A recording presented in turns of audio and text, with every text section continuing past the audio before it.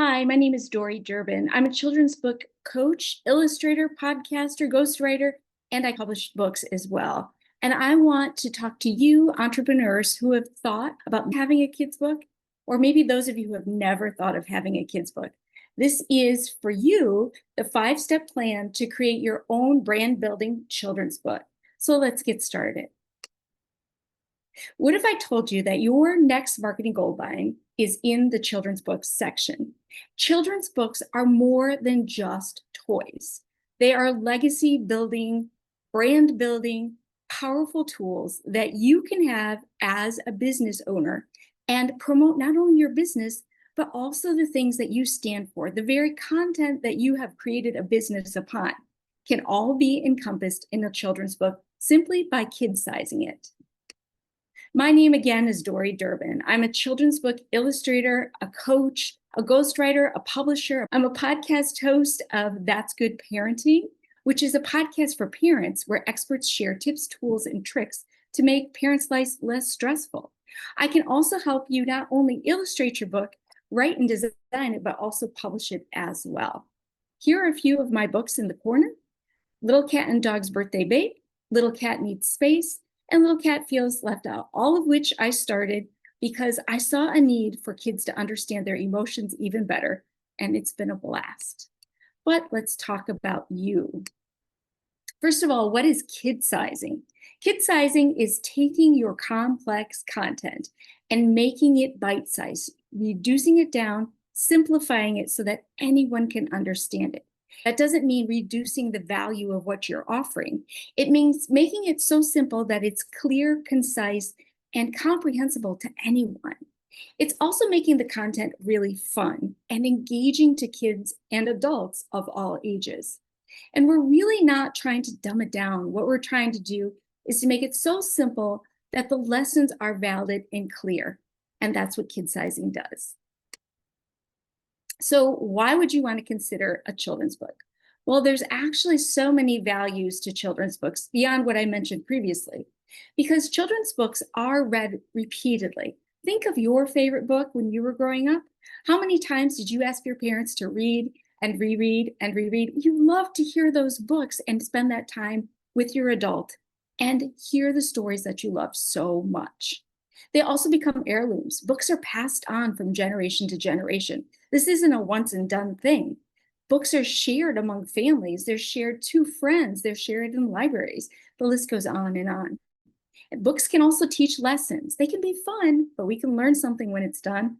And books can also help you get speaking gigs. As a matter of fact, if you have a speaking gig and then you have a children's book, you're more than likely to have those children's books snatched up at the end because people want to take home a little piece of who you are. They also become great business tools. They are literally walking business cards that travel from place to place and tell people all about your ideas and who you are. And finally, they create this lasting impact. As I said previously, these books are passed on from generation to generation. So that means your ideas, your content, who you are as a professional gets passed on as well. So there are many, many things that go into creating a children's book. Beyond having the idea, beyond coming up with a storyline, what I do is I try to simplify it down into 5 phases. So this is my 5-phase kid sizing process. The very first piece is establishing your main character, developing that main character, because that main character is someone the kids need to know, like, and trust. The second phase is story structure, where we actually design the story. The third one is the editing process, which is a very important part of the creation process. If we write a story that just you like or just I like, we may be missing out on other people who will not be getting the content that we really are intending to put forth. And we also work on design elements as our 4th phase. That's after we get the story settled, we know who our main character is, we can start to create those pages, the minor characters, all the things that make it so different and special. And then finally is the formatting and publishing. Now, this is the part that most people don't like. And this is the part where we set things up. We make sure they're perfect. They fit on Amazon KDP's templates. They fit on Ingram Sparks templates.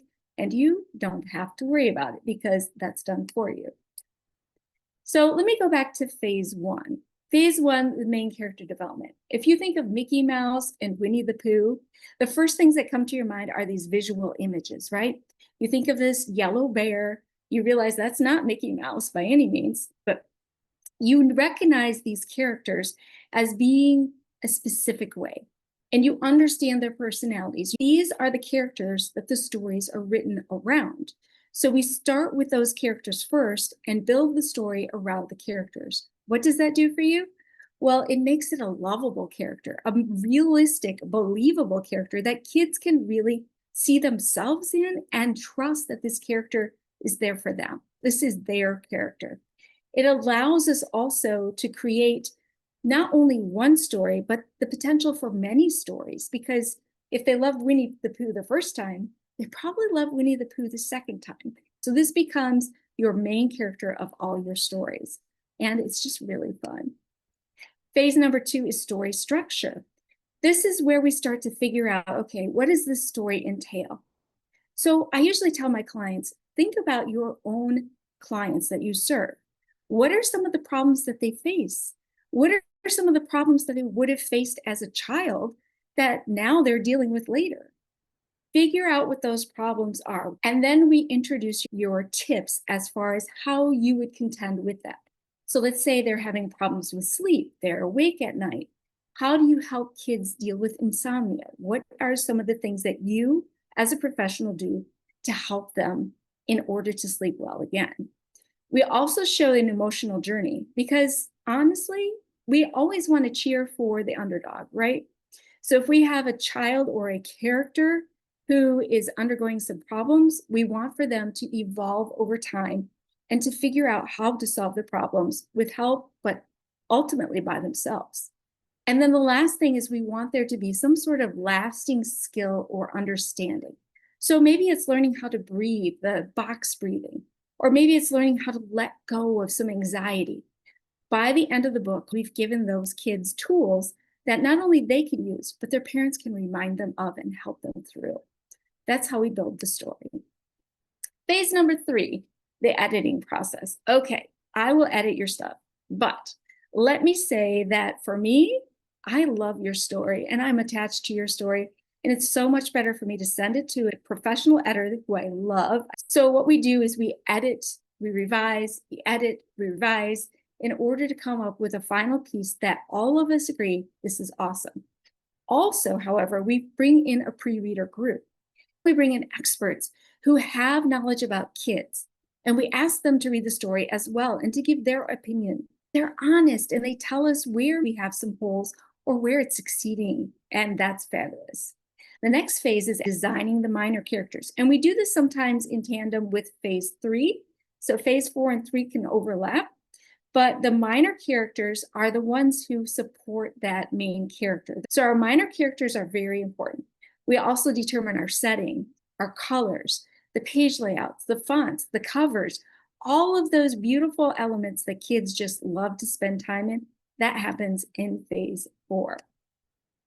In phase 5, which is our final phase, that is the formatting and publishing phase, we figure out exactly where the pages need to line up to fit the templates. We get the covers completely finished. We work on everything getting sent and shipped off into the digital world, which is Ingram Spark and for Amazon KDP.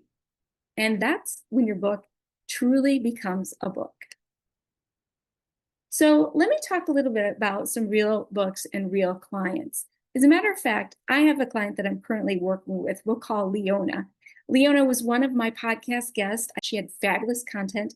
And I told her that we really needed to talk about how we could kid-size her content and put it into a children's book. We have taken an avatar of her current clients, created that as our main character. The supporting elements are her grandmother and the child's mother. So it's a girl who's the main character. We've set up her setting as a kitchen. We have a garden as the outdoor setting. And now we're working on actually laying the pages out to go with the story. So let me give you a few examples of some books that are currently done and out in the real world. These are a few success stories. The Shop Secret is by Jim Carbaugh. Jim is a leadership coach, a TEDx speaker. He's also an author of some adult books on coaching. He asked me to create a graphic novel. So we took his TEDx talk, we broke it down into a conversational cartoon, created an actual graphic novel that has 7 chapters in it, and it talks about PAP's secret. And the secret is all focused on the acronym LEARN. Erin Tarr's book, Your Fierce Life, is not a kid's book. It's actually a teen book. It's a workbook and a reading book. On each page, there's either content, practices, or there's some fun posters and coloring areas for them to fill in. So every page is as colorful as this cover, packed to the gill with content and fun things for them to do. Erin is a confidence and teen coach. She also has the Fierce and Flourish program, and now she's moving into coaching adults as well. And then the third book is This Going to End Well? This is by Maria de Rousseau. Maria is an amazing pediatrician. She has a child who has ADHD, and she wanted to create a book that would work for those parents and kids that came in who were struggling with a lot of the same things that she was struggling with her own children. So she became a parent and teen coach and now uses this book in her business. As a matter of fact, all 3 of these people are currently using their own books as a tool, a resource for their clients, their potential clients, their future clients, and building. So then it comes down to the question of, well, that's great for all these people. Well, the thing is, you can have your own children's book because you already have the expertise. You already have the knowledge and experience. You've already got that done. You also know your client's needs. You're able to think of that avatar like Leona did. Who is the character that's going to attract the kids who I'm going to be serving? What is it that I'm trying to do? And you have waited long enough. Whatever your excuse has been, I'm telling you, you can do this with a book. You can reach so many more kids and families. The fourth thing is you have me, and I would love to help you out, to go through those 5 phases with you, because it's actually also really, really fun. It's great. So are you ready to explore writing your own children's book? So what would be the next steps to doing this? Well, the first thing is, let me reiterate, your children's book is not just a book. It's legacy building. It's generational changing. It's impactful. It's powerful. It's your words simplified and kid-sized. Amazing. So the next super simple steps are, 1, start compiling your ideas, even if it's just tiny little phrases. We might not use every idea, but every idea counts. Number 2, you can book a free 15-minute chat to tell me what you're thinking, and we can figure it out from there. There is a link here, and I will drop it in the chat as well. You can also contact me. My website is www.doridurbin.com. Email is hello@doridurbin.com. And I also have the Instagram handle of Dori_Durbin.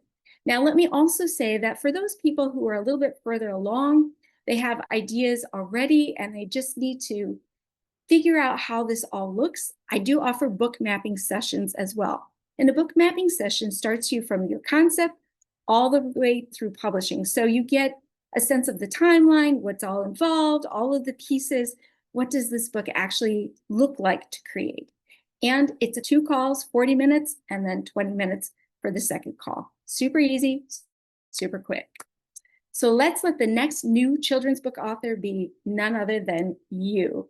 I can't wait to help you kid-size your content today. Thank you.